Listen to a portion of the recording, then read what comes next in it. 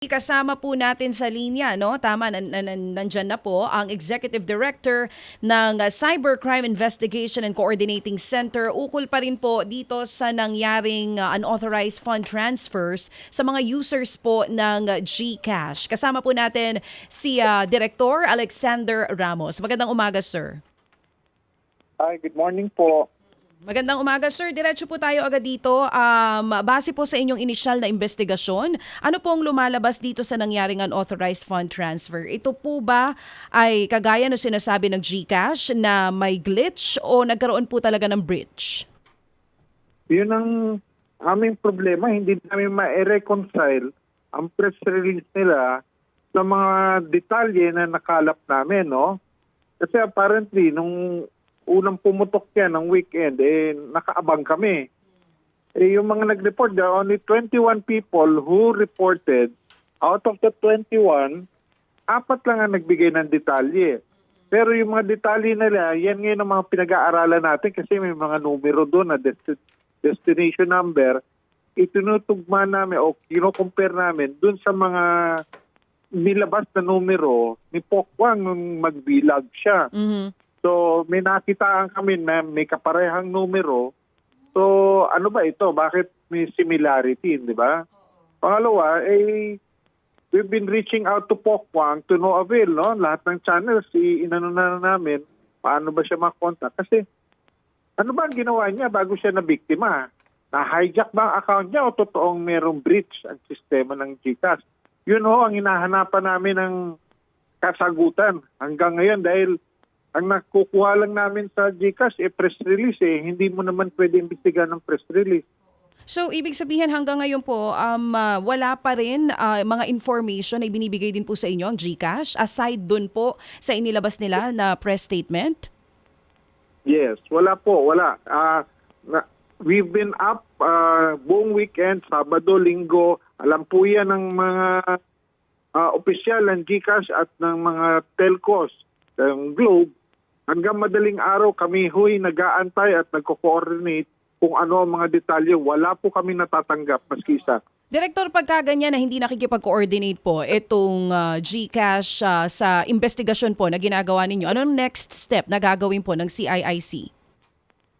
Well, we are limited to the information na yung mga actual details na nakalap na namin at gagawa namin to ng analysis at isasubmit natin ito sa mga regulators kasi yan ho ay fintech, hindi ho kami, ang regulator ho ang BSP, no? Pagdating naman sa mga numero, ang regulator is NTC. So isasubmit namin itong aming analysis based on the actual details na hawak namin. Oo, kaya lang kulang-kulang din po yan. Base din po sa nasabi nyo kanina, doon sa 21 na nakipag-ugnayan po sa inyo na mga nagkaroon ng unauthorized accounts, 4 lang po ang nagbigay ng personal details. Yes, yung personal details, yung actual accounts and screenshots, kung saan na-transfer yung pera nila. Puro numero, walang pangalan. So, we need to forward it sa NTC for appropriate action, no? Kasi dapat ma-identify natin kung ito ba ay mga rehistradong numero o mga fake o mga accounts na patay na, no? We don't know. We don't have details to that effect. Kasi inaantay din naman natin ang confirmation ng ating mga kaibigan sa telco kung ito ay rehistrado nga o hindi. Ngayon, as to dun sa ating bilager na si Pokwang, hinaantay pa rin namin na mag-shed light siya. Kasi ganun na lang ba, matapos mataranta ang buong bayan sa kanyang expose, sa kanyang bilag, paano naman yung ibang mga naantala o kinakabahan dahil sa nangyari sa account niya. Sana may kaliwanagan, ano ba talaga, paano siya naging biktima. Pero siguro po, sir, maliban dito sa biktimang, quote-unquote, biktimang si Pokwang, palagay ko po, nasa GCash dito. Ang talagang kinakailangan pong maging transparent, di po ba? Yun ho ang hinihingi namin. Since nung weekend, hindi ho kami tumitigil ang kako-communicate sa kanila to assist us also. Press release ang natatanggap namin Yung nga po. So kapag ho ba ganyan, sa ilalim po, sino ho ba ang may likha, with all due respect Sir Alex, with all due respect, sino ho bang may likha ng Cybercrime Investigation and Coordinating Center? Ito ho ay batas created in 2012 pa, no? Supposedly to address the issues of cybercrime for strategies. So, paano ho tayo makakagawa ng polisiya kung kulang naman ang nag-i-input sa atin? Opo, yung nga po. So, wala ho kayong poder sa ilalim po ng batas na lumikha sa inyo para maobliga po itong GCash na makipagtulungan sa inyo? Wala pong nakasaad sa ating batas na gano'n. Okay. Tayo ho ay nakaharap sa publiko to assist the public. Okay. Kung BSP po ang regulator naman nito, kasi nga po ito'y pananalapi na issue, ano po ang sabi sa inyo ng Bangko Sentral ng Pilipinas? Kasi ang BSP po naman, with all due respect din sa kanila, napakalambot ng kanila pong statement tungkol dito. Wala pa rin. Magsasubmit kami ng report sa kanila based doon sa mga detalye na nakalap na namin. At Opo. magbibigay kami ng assessment kung how to proceed with that case. Opo, ito lang po, no, kasi ho ngayon, ang halimbawa po ng katanungan ko dito, ilang users ba ang naapektuhan sa sinasabing system error ng GCash? Sabi kasi ng GCash nga, the incident is isolated to few users, di ba? Opo. Actually, parang totoo, no? Kasi sa dinami-dami na, alam nyo, 21 lang ang nag-report. And so 21, 4 lang nagbigay ng detalye. Paano yung iba? Nakisakay lang ba? So the answers will really come from GCash to explain to the public ilan ba talaga naging biktima and how much was lost. Ang pera pong binawas sa users ay na-claim o nailipat daw sa dalawang mobile number account. Ito ba nakuha niyong informasyon? Hindi lang ho dalawa. Kasi marami kami nakuha numero. Kasi based po, on sa report sa amin. kasi po, natukoy na po ba kung sa lahat ng apektadong users, pare-pareho po yung mobile numbers na pinaglipatan po ng pera? Doon, yung kay bilager natin at sa 3 biktima na nag-report sa amin, meron ho nagtugma ng mga numero. Natukoy ba ho kung sino ang may-ari ng dalawang mobile number account na ito? Mobile number na ito? At this point, we have no idea kasi wala pa namang official report na nilalabas si GCash kung sino ang registered account holder nito. Hindi kaya po mule account ang mga ito? Ginamit ang itohong mga mobile numbers na ito o account para po paglagyan ng mga na-debit na pera? Posible po yan. Posible. Kasi yun nga ang gusto namin malaman. Na kung merong ganyang numero, gusto namin malaman kakilala ba nitong mga taong to, itong mga numero ito. Kung hindi, it will be subjected to more serious investigation kasi hindi mo kakilala and that common na napadala ng pera nyo, hindi naman kayo magkakilala. Yun nga po. Kasi po, di ba sa informasyon na siguro po inyo rin po nakaalap, sir, na wala po namang one-time PIN or OTP na pinadala sa affected users. Umano, kanilang pong nakita na lamang na nalimas na yung pera ng GCash user. Kung organized breach po ang nangyari, ang ibig sabihin po ba nito ay na-bypass ng scammers ang app kasi hindi nagpadala po ng OTP notification? Yan ho ay posible, no? Kasi kung ang batayan natin ay yung mga statement nila, posible po. That's why kung sila ay haharap, matatanong pa natin sila ng more technical questions to shed light of this. Kasi yun ang importante sa atin The method, yung modus, kung paano sila na biktima. Okay, matatanong sila yung victims ika ninyo. Opo. And yung GCash also. And of course, dalawa sila magpaliwanag. Opo, of course, GCash.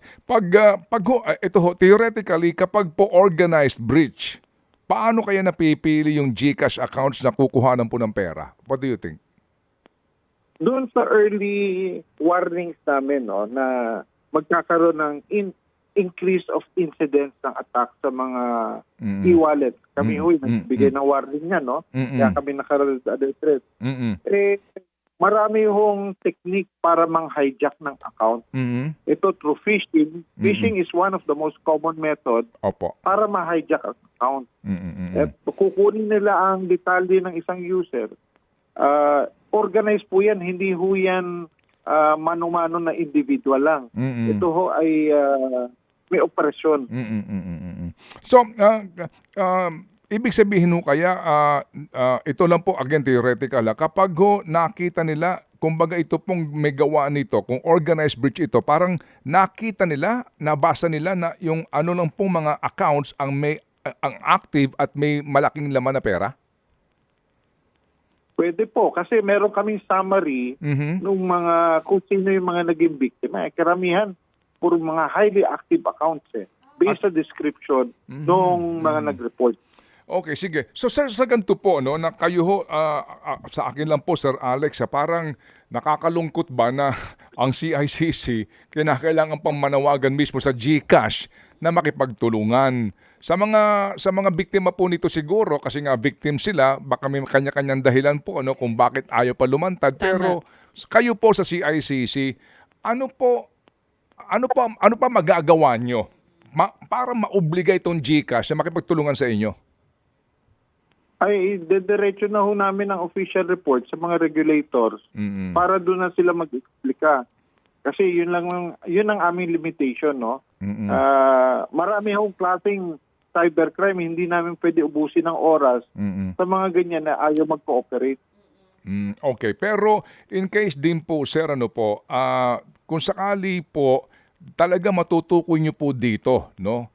Kung ito ho ba ay sinasabi nilang isolated na glitch o talagang nagkaroon ng breach dito po sa sistema ng GCash, no?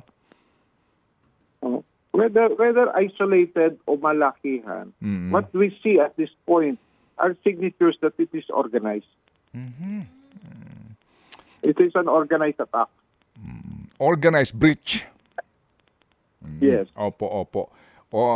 Kumbaga, Pwede lang makorek yan kung maglalabas ng actual details ang mga victims dito at yung ating host, yung e-wallet host natin. Opo. At kapag ganyan, ito ho'y nakababahala. Kung ang inyo pong duda sa paunang informasyon, ito'y organized breach, nakababahala ito kasi baka ito'y testing lamang sa sistema nila. Padami ho ng padami based sa aming statistics, no? Pa-increase yung different modus operandi. Okay, sige po. So Sir Alex, ang gagandahan din po naman ngayon dito, pati po Kongreso gusto na mag-imbestiga rito. Baka naman kung ang GCash matipid sa inyo, baka sila maobliga na po na maglantad ng katotohanan. May pahabol na po tanong si Chacha. Yes po, Direktor, may mga nag-comment po dito ngayon sa YouTube section natin na nagkaroon din ng aberya with their GCash accounts na gustong magreklamo. Saan po sila pwede makipag-ugnayan sa inyo? Kumpleto ho ang aming pwede kayo makipag-chat or they can call 1326. Nakaabang po yung mga tao natin. Opo. 1326, 24-hour hotline po ito. Opo. We continuously monitor all calls. O sige, sir, kami po muli makikipag-ugnayan kung sakasakali pong kami magiging tulay dito po sa mga may sumbong para po naman ma-aksyonan po na inyo pong tanggapan. Salamat po, Sir Alex. Opo, anytime po, anytime. Opo, thank you. Si Ginoong Alexander Ramos po, ang Executive Director ng Cybercrime Investigation and Coordinating Center.